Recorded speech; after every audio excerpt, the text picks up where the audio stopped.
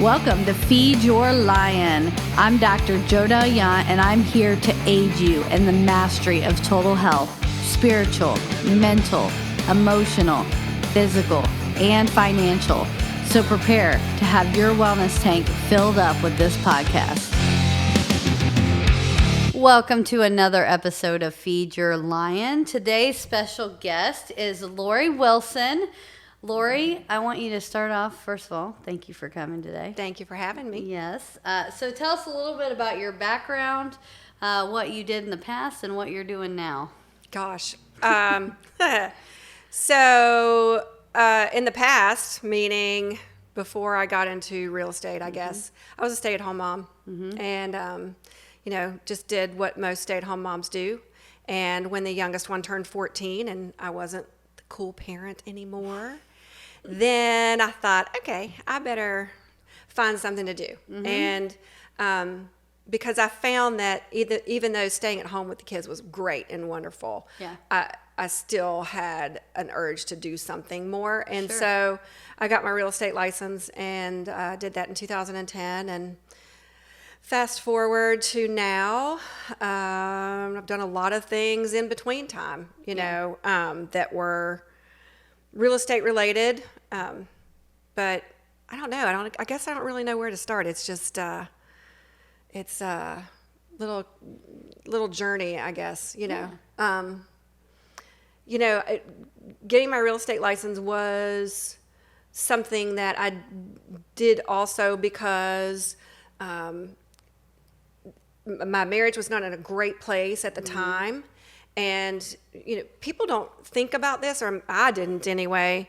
When you're a stay-at-home mom, you're giving up a lot, right? You're giving up. My name wasn't on anything, so I didn't have a job. So I didn't, the cars, everything, was in my husband's name, which is fine. And your husband, just say for that too, what's your husband do? He's a physician. Okay. And so the thing is that you also give up more than just that. You give up any retirement you might have, Social Security. I mean, there's a lot of things that when people work that they can have or do have, and when you stay at home, you're foregoing that to do that job that so many women do and has a huge value to. Absolutely. But, you give up so much. So after going through a rough patch, I thought, darn it, I just don't think I want to be in that position anymore either. So you didn't have the power. You didn't have any power there. Right. I didn't have the ability to, if anything ever happened to him, or what was I going to do? Sure. Right. So that was the first moment where I personally felt like I needed to empower myself. I'd always been very, I guess, sheltered in thinking that everybody works together and everybody does everything, for everyone's betterment. And so I thought, I'm going to get my real estate license. And I had heard somewhere that if you start a business, you should give yourself 5 years. And if in 5 years you're not paying yourself, then it might be time to reevaluate what you're doing. Yeah. So my 5-year plan was to do that. My backup plan was to go to nursing school because that was safe, right? You'd always have insurance. You always have a job. You have a retirement. You could just about work anywhere. So that was my backup plan. And I had my real estate license for about 6 months before I actually closed my first transaction. And once I closed that first transaction, that was it. You were hooked. That was it.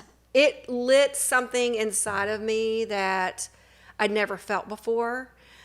And looking back on it now, it was so much satisfaction in pursuing something, helping people accomplish what they want to accomplish, and being able to pull all of these things together. There's so many outside factors that come into a real estate transaction, and being able to pull all of that together and close it was just was amazing for me, and it just gave me a great sense of satisfaction. And did you have any clue you'd feel that way about it? No. Like when you did you pick it more because like, okay, I can get this in a relatively short time and it's something that'll provide, or was it like, did you? Right. No, I think you're right there because, I never finished college. I graduated from high school, went to Marshall, never finished. Got married. I had been married before, so married a guy while we were in college, and the plan was that I would work, he would finish college, and then when he finished and got a job, I would go back. Well, that never happened. Yeah. And so I never finished Marshall, and I knew that I didn't want to have a minimum wage job anymore because I'd had those before. Yeah. And I felt very stifled by them. Yeah. And so in order to feel like I could make a living for myself, real estate just really came into view for me. And I'm not going to lie, I mean, I thought it looked glamorous and I thought it looked fun. And it is fun. It is fun. It is not glamorous. It's fun. It is not glamorous. But I'm just glad it worked the way it did because it's just been really, really good to me.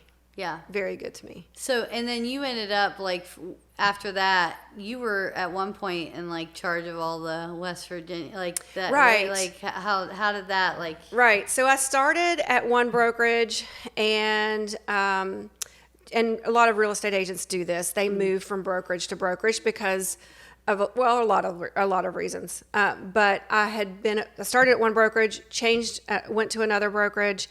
And my husband kept saying, you should get your broker's license just in case. Just have it in your back pocket. Yeah.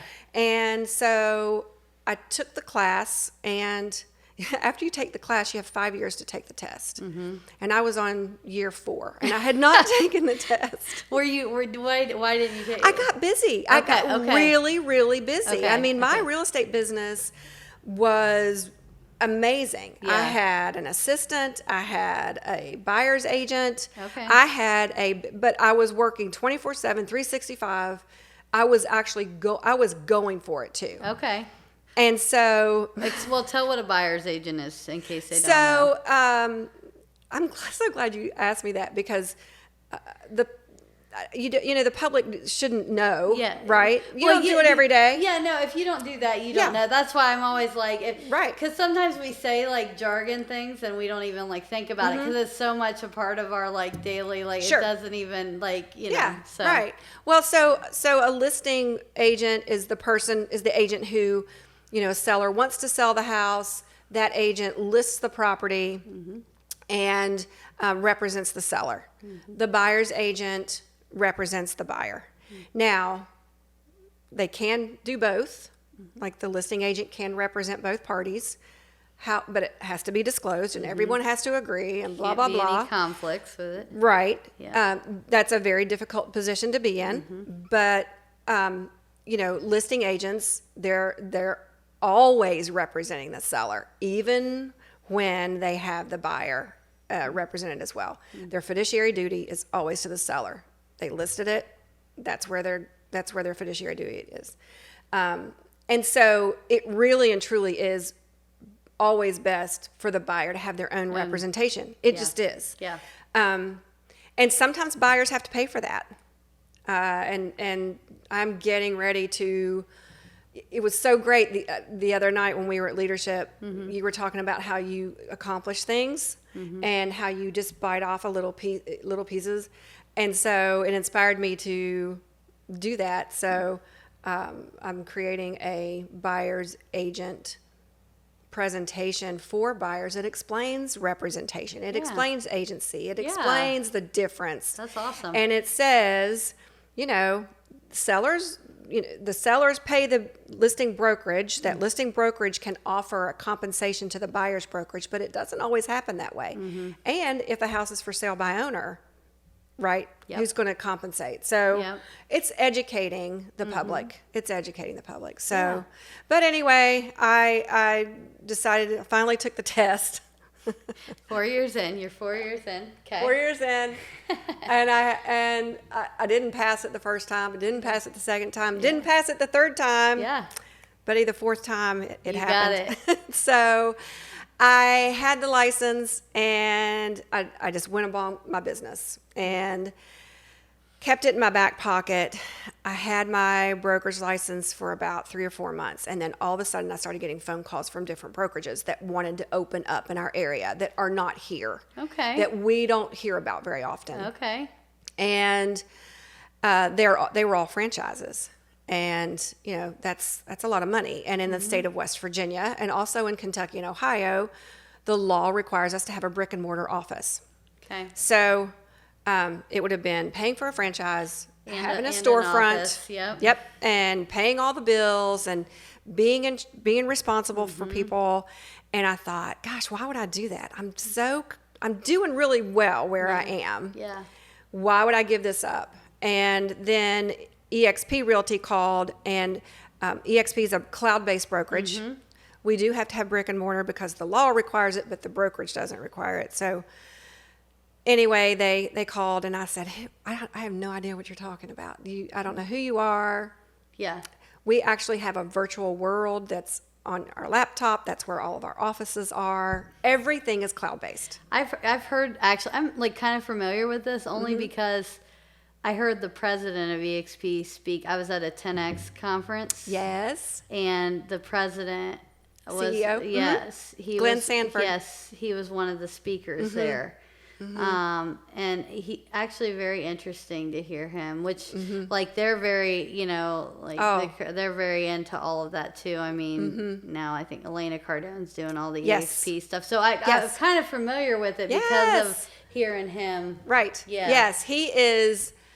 So gosh, he's so smart, and he is always light years ahead of everyone else. And I don't know if he told his story, but he was with a previous brokerage, and in 2008, 2009, when the market crashed, and everyone lost these brick and mortar buildings because everything fell apart. Yep. And so he thought, okay, now he also worked for AOL. He's a tech guy. Yeah. So he had also had other business ventures, and he thought, gosh, we can do this better. And so he created EXP with, I think, 10 other people, and came up with this business model where everything is cloud-based. Yeah. And all of the agents are business partners. So every agent, every employee at our company owns stock. We all have stock in the company. So when you come to EXP, whether you're an employee or an agent, they award you stock. Okay. And then, of course, with agents, you can receive more just based on productivity. But that business model, and then he provides a revenue share if you want to participate in that. There are just so many things that this business model did that was so different from every place else. So EXP says, look, West Virginia is the only state that's not open. Yeah. They had opened in every state in the country. Yeah. And we want you to be the broker. And so I go back to my husband and I said, I don't know, this is this is weird. I mean, it's cloud-based, and they have a virtual world, and we have avatars, and I've never seen anything like that before. And what in the world is this all about? And so even though he's a physician, he also has his MBA. And so he researched the company, and he said, listen, if you don't do this, somebody else will. Yeah. Yeah. And so I gave my notice where I was. We opened the state of West Virginia. We were the last state in the country to open. And I tell people at EXP, like, we were the best last thing that ever happened at EXP. Because we made the whole country complete when the little state of West Virginia opened. And so we opened with me and one agent. And that was in 2018. And so I worked as the broker until about a year ago and grew the state to 130 agents. So I was over the entire state. Wow. 130 agents around the state. Yeah, it was a lot. It was a lot. Yeah, talk about that a little bit. Like, because, I mean, were you just kind of playing manager then at that point with all those agents? Yeah. I mean, so the broker is always ultimately responsible for everything, yeah. So the agents are agents for the broker. And yes, and I don't care if, a broker is sitting across the hallway from their agents. You can't be with them 100% of the time. You're not in the car with them. You're not sitting next to them when they have discussions with the public. You're not, so that management doesn't matter, like I said, if you're sitting across the hall from them or if I live 6 hours away. Yeah. Right? If an agent needs help, has questions and trouble, they all just pick up the phone, whether they're across the hall from you or not. Yeah. So the hardest part about it for me was educating the agents on, the law. Yes, you can do this. No, you can't do that. And it shocked me at how there are brokers who have been doing it way longer than I had, and they didn't know what they were doing. They didn't know the law either. And so I would say that was the hardest thing, was just educating the agents, reeling them in, saying, no. Yeah. We got to do it this way. Yeah. Did you have a lot of resistance with that, or was it pretty, did they pretty much accept what you, or did you have to kind of? Honestly? Yeah. Most of the agents were very receptive, because I would, one of the most common mistakes that agents make is marketing and advertising. Okay. In West Virginia, the law says if I'm going to put a billboard up, it has to have the brokerage logo, and it has to be at least the same size as my name.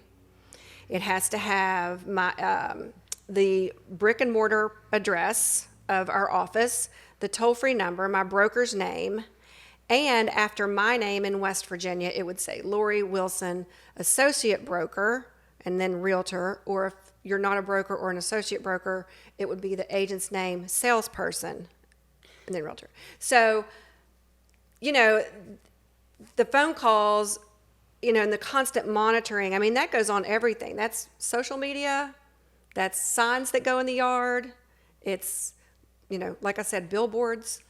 And that's one of the most common problems. Did you have to research this nonstop? Because I feel like these are very minute details almost, that you have to, there's a lot of minutia, it sounds like, with the, even stuff like that, knowing what to put, because that's not something you're going to know unless you've unless you look it up. It's legislation. You know what I mean? That's a lot of legal. It is. And I found that, so the West Virginia Real Estate Commission and also the other states, the commissions put out little handbooks every year. And so I get that handbook out, buddy. And it was tattered because cover to cover, multiple. Right. But honestly, most of the issues were the same things over and over and over again. Yeah. So those were earmarked. Yeah. Because, I could actually lift and copy and send, this is what the law says. That's not what you're doing. Yeah. Here you go. Yeah. And it didn't just apply to my agents. It applied to agents from other brokerages as well. Sometimes other brokerage agents would make comments or reach out and complain or whatever. And I would say, no, look, this is what it is. Yeah, this is what it says. Do you know if how West Virginia is compared to other states with their real estate and brokerage, legal things? So, is it? I'm also licensed in Kentucky and Ohio. Okay. They're very similar. Okay. And it's interesting because there are some states that are much more strict about representation. Okay. For example, like Connecticut, the law in Connecticut says a buyer has to have representation and a seller has to have representation. So they don't let you have both? Well, in West Virginia, nobody has to have representation. So I can list a house and a buyer can want to buy it. Uh-huh. But if that buyer doesn't want representation, then they're on their own. They're on their own. They don't have to, but in Connecticut, they do have to. So but it can still be the same. It can still be dual. Yeah. Okay. Yeah, but they can't go unrepresented at all. So they couldn't do a for sale by owner. Well, they can, but they have to pay.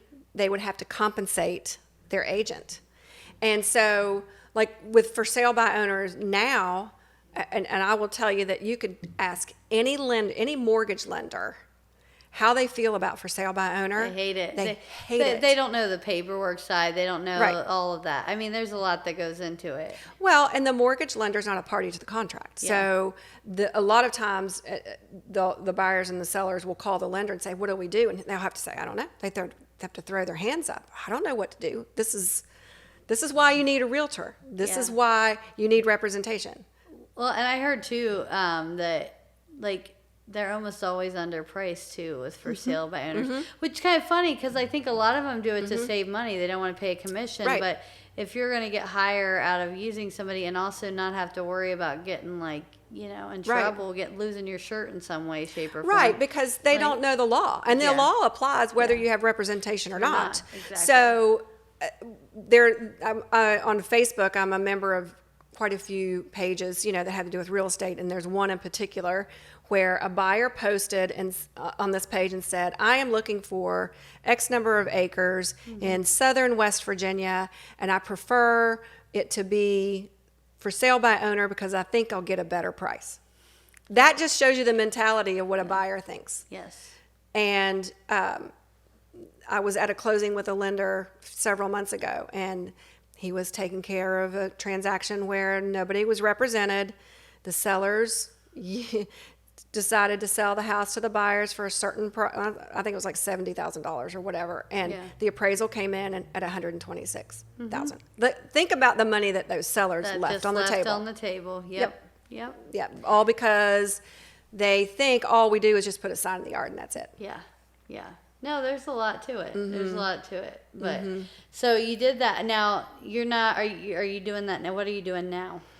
Now I am not the broker anymore as of about a year ago, which I'm very happy about. It was a lot. I was spending probably 8 to 12 hours a day on my laptop reviewing documents, because when you have 130 agents and they're selling about, $50 million a year in real estate. Yeah. My job is compliance. Yeah. Dot those I's, cross those T's. There's a signature missing here. Yeah. Because the real estate commission can come in at any time and review any file they want to. Yeah. And so they want to make sure that our agents are following the law. And in West Virginia, there's only one document that's required by the state of West Virginia out of all the documents we use, and it's the notice of agency form. And it's declaring and showing and disclosing representation, who represents who. Okay. So that just shows you how important it is to have those discussions with the public. Absolutely. If the real estate commission says, this is the only document that we we require, Yeah. everything else are documents that are needed just to facilitate the transaction. The purchase agreement, the listing agreement, disclosures, those things. Yeah. That's a lot. So now are you going back to like you're doing more of your own listings and that kind of thing, which you seem to enjoy more, right? Yes, I do. I enjoy that a lot. It's just my element. It's just my thing. Yeah. I don't know how else to explain it. It's that's just what I like to do. I have a little bit more balance now than I used to. Yeah. Before I was the broker, Yeah. I just went all out all the time. Yeah. And now I'm balancing myself a little better. A little more life balance. What about, are you doing any investing at all in real estate? So my husband and I have a few rental properties. Sure. But I don't like being a landlord. I don't either. Listen, I just got rid of my last rental. I think I've decided now this could change, so I'm not setting this in stone, but I think if it was commercial where they were responsible for all the fixes, and I didn't have to do anything at all, it's different. That would be okay. I also like the idea of giving money to something that they do all the management, but they have a good record of not losing money, and they pay me like my monthly, and they take maybe 20% or something for doing that, but all I do is get a check in the mail. Right. Things like that. Like those sound appealing to me. And I think it's just when you get busy and you have like everything else, the last thing you want to do is field calls about things that are broke or need fixed. The hot water or like tank. Which I just got that call a week ago. Right before my soul was the hot water. And I was like, you got to be kidding. It's been in there since 97. I said, it was time. 4 days before I closed, it's going to break. Just, and it's annoying. Like, it's just like, and people, if they have good systems in place, their property manager, that's fine. But even then, like, you can lose a lot of money because they'll go with the highest bidder sometimes. They're not thinking about it like their money. They're like, we'll just call and get it fixed, but you might be able to do it $500, $1,000 cheaper, and so it's like, well, you're also losing money sometimes on that. So I've decided agree. I don't want to fool with that stuff. Yeah, I think that if someone is going to be an investor and have rental property, then it needs to really be a big business for them. Yes. Where they can afford to do, like you said, hire a company, a repair, whoever, a handyman service or whatever. Have your own construction right. team, something. Yeah. Because, just having a handful of properties, I get the phone calls. Yes. If the air conditioner doesn't work, Yes. I have to set that up. And as a landlord, the law says you are responsible for certain things. And I get that, and I totally agree with that. But I also know that when people rent, and I'm not criticizing people, however, it's not their house. Yes. Yeah. And so they typically don't take care of it. I mean, Like honestly, there are properties that I show for sale, and they don't take care of the houses they own either sometimes. So, being a landlord is, it's okay. I just don't. And some people love it. You know what I mean? Especially if they're handy and stuff. And I was going to say, right. Those people tend to like it because that's kind of what they do anyways. Yes. But for me, who's running my own business and has my hand in a lot of things, it's very difficult and frustrating to field that kind of stuff. 24. Especially, when I had a lot of them, when I had 30 some doors, that was terrible because I did not have the right, I didn't have the right teams in place to deal with that.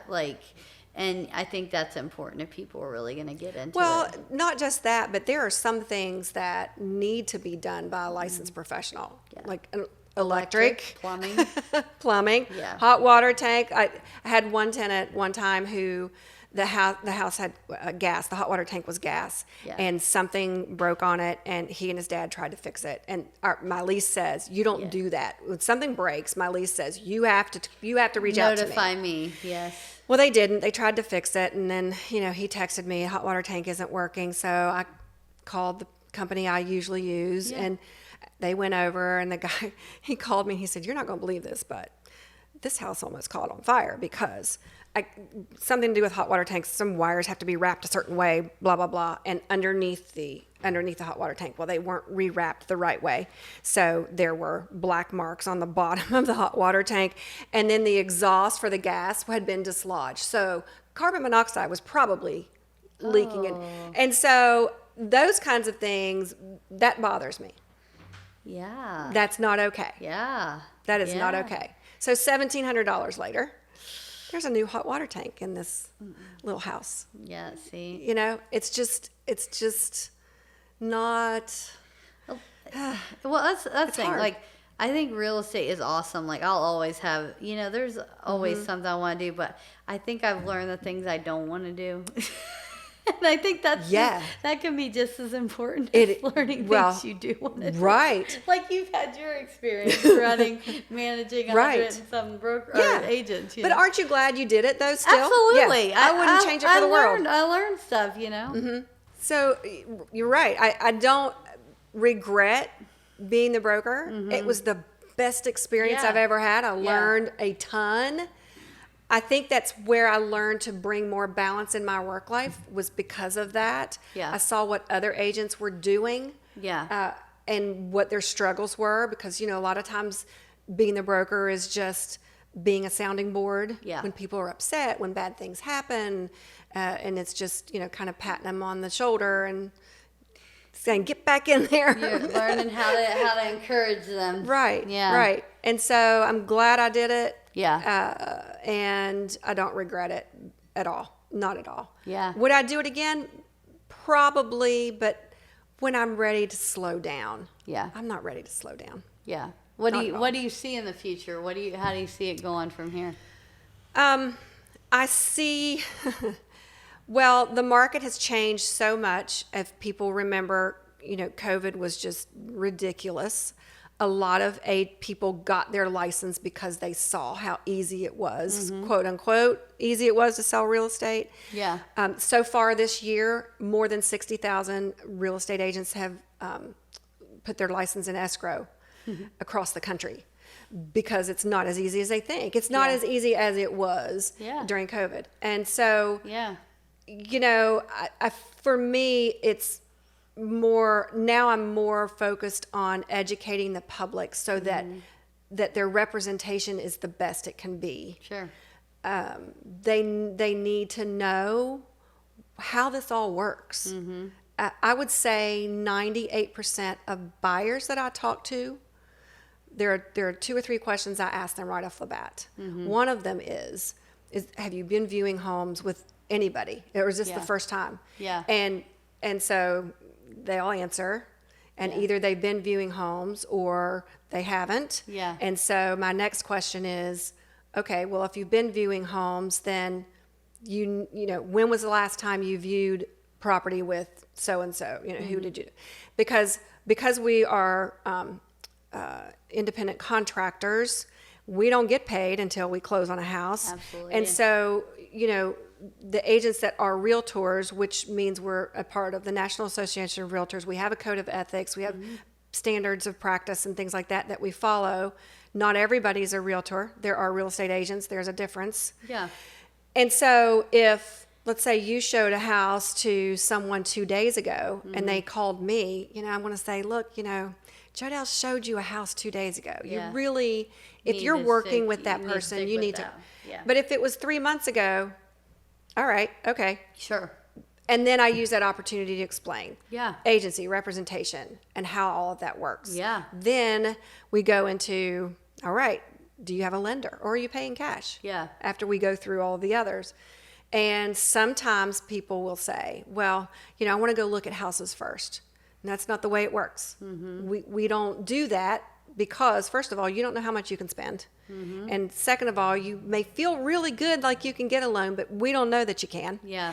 Your loan type is going to affect what type What of you home can get, yeah. Right. Yep. Like USDA, that's all based on address. Yep. So we get that straightened out. So you find out like what their limit's going to be, what Yeah. type of house first Yeah. before you bother. Right. Like, you just don't want to waste anybody's time, Well, theirs or yours. Mostly the seller. I mean, Yes, yeah. think about it. If let's say you were selling a car and you Yeah. put it in the newspaper and Yeah. somebody responded to that ad Yep. and they came and said, "Can I take it for a spin around the block?" Are you just going to hand them the keys? Yeah.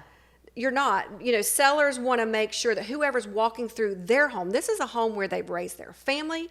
If they have kids, they put their kids to bed at night. Yep. They've had family meals. They've had pets. They've had who knows what. Yeah. This is their home. Yeah. So before strangers walk through, Yeah. let's make sure that this is the right price range. This is fits your criteria. Yeah. You've got your pre-approval, and we're ready to go. Absolutely. It's just more respectful for the seller and for the time of the real estate agent or the realtor. Yeah. Because, I mean, I can run around for days and show property, Yeah. but that costs me money. Absolutely. And so, No, that's a good point. yeah, it's just it's just educating. So I see myself doing more of that. Gotcha. So you like informing. You like doing that educational It's side. like nipping it in the bud. You Yeah. know, let's get this straight first. Yeah. And then because I want them to be successful with what they're doing. Sure. You know, one of the things I like to ask people is like, I want you to be successful. Don't you want to be successful? Yeah. Right? And who's going to tell you no? Who's going to tell you no? So let's build a foundation for that to happen. Sure. And so whereas in the past it was more like random phone calls and people saying, I want to go look at this house, and a lot of times then we just jump up out of the seat and go, sure. Yeah. And two, there's a safety mechanism with that as well. Believe it or not, realtors are probably, as far as safety goes and attacks on realtors and I mean crazy deaths and things that happen to realtors because we're meeting strangers In homes and in Yeah. you're not that's you know Yeah. what I don't think I've really thought about that too much, like the danger side of it. Is it like one of those really high, like, I mean, how often is that occurring? Do you know? So October is Realtor Safety Month, I think, and so we, you know, there's a all big to do about it. I don't know the statistics. I know that it happens enough Yeah. that that our local, state, and national association is dedicates a whole month to it, right, for our safety. One of the things about the lock boxes on houses is that when we use those, it timestamps who opened it, what day, what time. And so that's a good safety thing as Feature, well. yeah. But yeah, I mean, there's a lady out of Arkansas. Her name was Beverly Carter, and so she did what we all do. Let's see, this is 2023. I want to say this was like in 2015, maybe. I'm not really sure, but she did what we all do. She got a phone call, wanted to see a house. She told her husband, "I'm going to go show this house. I'll be back in an hour." She never came home. And the couple that murdered her, with intent reached out to her specifically because they thought that she was someone with a lot of money because she sold a lot of real estate. And she went to show the house. They kidnapped her, and they ended up murdering her. And so there's a Beverly Carter Foundation. Now her son runs it. And it's just a really big deal. But that's just one. Of many. Right. Yeah. I mean, I think there are some pretty, scary people out there that they get it. They know that, we show up with our hands full of keys, MLS sheet, our phone to get in, and they're right behind us, and all they have to do is push through. So, I think that educating people also helps me be safer with getting to know people. Sure. Before I jump in the car. Sure, absolutely. Right? Yeah. I actually had a really interesting fraud thing happen. This has been years ago, where a buyer reached out to me through a third-party website like Realtor.com or something, and I got the phone call, and the buyer wanted to see a property sight unseen, which happens occasionally. It's happened more in the last 5 years than ever. Yeah. But so I schedule the appointment, and I go to the house. This was a huge house. This was like $500,000 huge house. I take videos, and I was at this house for hours. Send videos to this buyer. Yeah. He says, "Okay, I want it." And he sent proof. He was paying cash. Proof of funds. Yeah. Sent me proof of funds. No, I'm sorry. It wasn't cash. He was getting a loan. The lender was a local lender, and sent me his pre-approval letter, wrote it up, went under contract, didn't want repairs. He had a company that would come in and take care of it. And so it got closer to closing, and the lender called me and he said, "I keep trying to get this document from the buyer, and he keeps sending me the wrong thing." Now, the buyer was foreign, and so his English was broken, and so most of the time I had to communicate with him through email and text. Yeah. I mean, I'm deaf in one ear, but I still couldn't really understand what he was saying very well. His English was broken. And so finally I emailed him after the lender kept trying to get this one document from him. So I emailed the buyer. I said, the lender just needs some tax document. And so the lender just needs permission from your CPA to get this document. The buyer responded and said, "Sure, that's great." So I forwarded that to the lender. The lender reached out to the CPA, and the CPA said, "This is fake. This is not my client." So this man who did have plenty of wherewithal to buy it, someone had stolen his identity, and his CPA knew it, and there was nothing they could do because even though his identity had been stolen, how do you track him down? Wow. And so everybody was all upset. By like an IP or something? I don't know, and I don't understand what people get out of that. It never closed. Well, obviously. But if the CPA didn't know and would have sent a document, though, would it have? Probably would have been close. It probably would have been close. And here's the thing, remote closings. So if the buyer would have never come into town to close, and the attorney would have had to it would have, I don't know, it got pretty close. It got pretty close to closing. The lender turned it into their fraud department, and I thought, gosh, there are just a lot of people out there that don't want to be good people. I know it's what do they crazy. get out of that? All the false phone calls and stuff. I had one of those that had me thinking I was getting arrested. They call and they know all this info and stuff, and they Yeah. It's crazy. They know where you work, where you live, like what you're doing. I mean, it's like they're That pretty is scary. They're pretty convincing, you know. I remember my grandparents even got one, and they had like my cousin's voice, like he got arrested for like a DUI or something, but it wasn't. That's all scary. Fraud. Like, but think about how it's crazy. Think about how open we are on social media. Yeah, they can. We take have anything. to be, They take right? anything, I mean, you have to be with your business. Yes. Yeah. Because you want people to come. Yeah. You know, and I'm the same way. I mean, I have to tell people what I do. You do too. Yeah, absolutely. You know, if you don't tell them what you do and where you are and your phone number. If they don't know you, they can't flow you, right? Well, it's not like we're a big box store and we just open our doors every morning and people flock in to buy detergent and dog food. I mean, it's different. You have to promote yourself. You have to promote yourself, and you are a true entrepreneur, and flipping that light on every morning and opening your front door. There's a lot more to that. Yes, yeah. So speaking of that, what's some things you've learned like through this process? I mean, you've been doing this a while, like in business in general. I would say, people have misconceptions about the real estate business in general. Again, it goes back to education.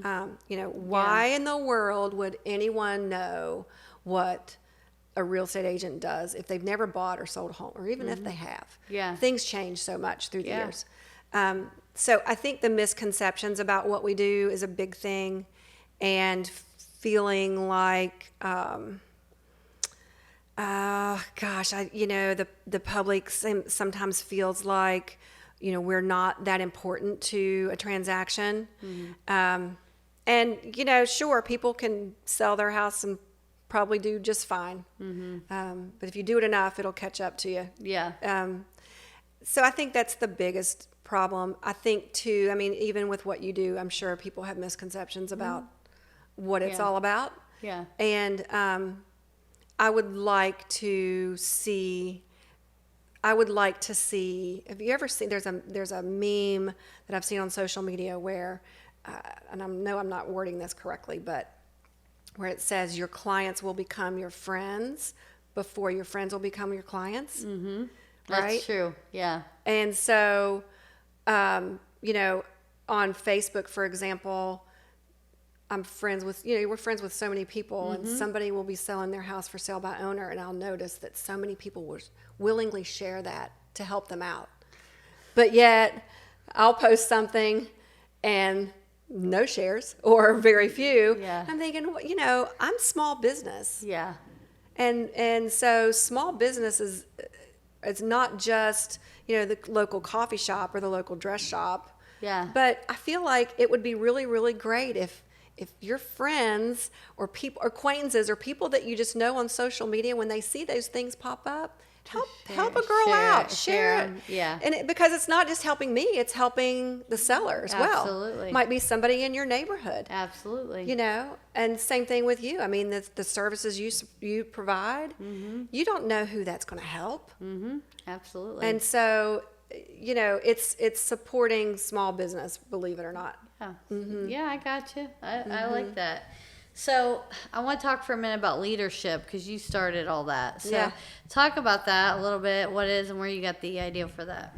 So back in 2019, I was at our shareholder summit at EXP in Florida. And so it's just like a big convention. We do it twice a year. EXP conventions in Las Vegas. Shareholder summit is in Florida. Shareholder summit because we're all shareholders in the company, so you have to have a meeting once a year, and people vote. Part of it, right? So, so there are also classes to take and things that you can learn, like any convention. Yeah, right. Absolutely. So the women at EXP that are in leadership, which was our president of marketing, president of broker operations, and a few of others. I think at the last moment, they decided to create this little event. and it was called Lead Her Ship. And so a friend of mine, Christy Addington, she's a real estate agent here in Kentucky. So we were there and decided she said, I think I'm going to go take this class about foreclosures. I said, I'm not going to do that. I'm going to go over here. They're going to serve some champagne and we're going to have some fun. And she said, okay, maybe I'll go with you. And even now she'll say, I'm so glad I didn't take that foreclosure class. And so we went in, and it was just so inspiring because it was a panel of about 6 women that were sharing their experiences of how they got to where they are, and how they are good or bad at balancing their life. And that's, one of the biggest things I love so much about our company is the culture there. And you might have gotten an indication of this when you saw Glenn Sanford. First of all, there are no ivory towers. Right? And EXP culture is always is an open book. Transparency, sharing everything. And so it was so uplifting, and it was so wonderful, and it was all about women and mentoring and collaboration and let's help each other. Let's support each other. And so I got home and I thought, I think I could do that here. Why don't I do that here? And so I did, and and at one point I thought, I want this to be huge and I want it to be big. And I do, because I do want to reach more women. But at the same time, people that want to be there will come. That's right. You've noticed. The same people show up, and once in a while new faces appear. Yes. But it's going to naturally attract women that want the same things. Yes. And whether we're a small group or a big group, it's fine with me. As long as everyone still likes it and gets something out of it. So leadership is the second Tuesday of every month in the evening. And, sometimes there's speakers from the group. Sometimes we just kind of have more of a get-together type of thing. But it's women supporting other women in business and life and whatever. Right. You don't have to own a business. You can be a stay-at-home mom and still come, because you can be a student. You can be a student. Anything you want. Right. Yeah. And you were one of our lead hers last week. And Jessica Shaw was as well. And there are always people in your circle that can add something to your life if you're open to it and you're willing to just sit down and share a little bit. Absolutely. And so, I love it. I'm glad it's been a year. Next September will be a year. And so, we've had sometimes 40 people there and sometimes 10. But that's good. No, it's good. I think it's an awesome thing you started, and it's good to network and to encourage each other and to do those things, and I think that's important. So I think it's awesome. Well, as we kind of start towards the end here, first of all, if people are interested in working with you, how do they get a hold of you? Gosh, well, I don't think it would be hard to find me. But I'm on Facebook. If you spell my name correctly, spell it out for them. Lorre. Like Chuck Lorre or Peter Lorre. Okay. I don't have a cool story that goes with that. I should make something up. Like somebody said to me one day, like, maybe you should say your mom had an affair with Chuck Lorre. I was like, no, I don't think so. But Lorre Wilson. I mean, if you just Google me, I have a Google page. I'm on social media. I'm on everything. And I'm a real estate agent, so I answer my phone. Yeah, there you go. All right. Is there anything else that you want to add, like anything you want to say to people or anything that's helped you? I mean, no pressure. Just no pressure. No pressure. I just feel that, if you're a real estate agent, being where you are, before I went to EXP, I feel like we're in a small area, right? So it's kind of like this little bubble, which is kind of nice, because I feel like we're being in this little tri-state area bubble. I feel like we're protected from a lot of things that happen in bigger cities. Sure. You know, we have a little buffer around us, and usually things that happen in bigger cities take a little while to affect us. Yeah. But I do have to say that, you know, being at the company I'm at really opened up my world and taught me that there is more out there than just right here. Yeah. And, you know, I just would encourage anyone in any business, regardless of what you're doing, understand that there's more than just right here where we are.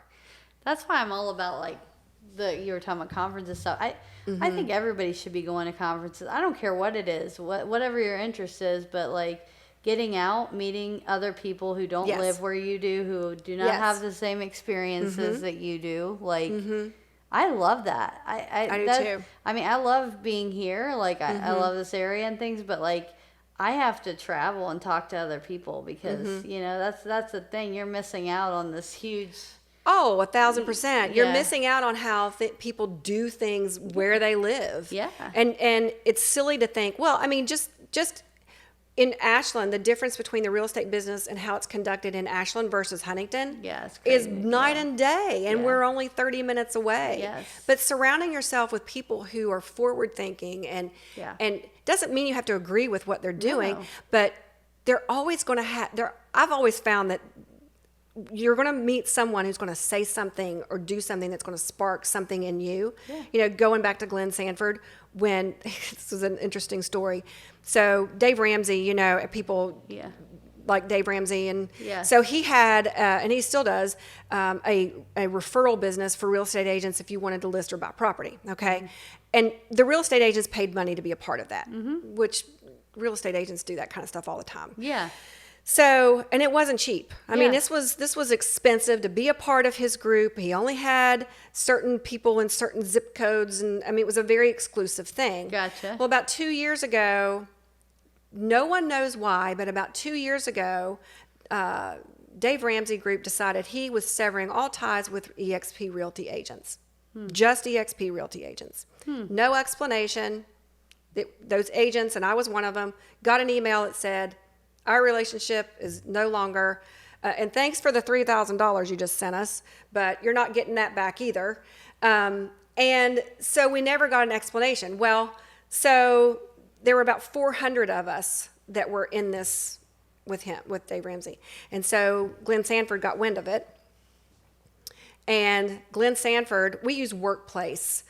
So Workplace is like the business side of Facebook. Yeah. Right? So Workplace is just our company.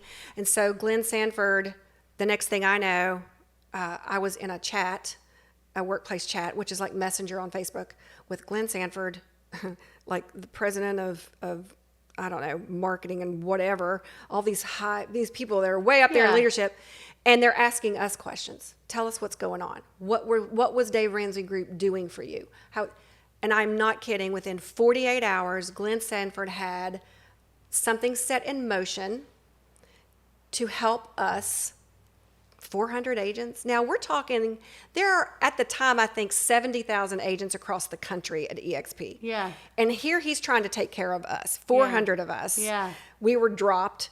That was a big income loss for us. In 48 hours, he had something already set in motion just for us. Wow. That the company started and now is up and running. And then now it's not even open. It's open to all of the agents at eXp. But the guy is just so smart. You know, he already... Did you ever figure out what that was? With Dave? No.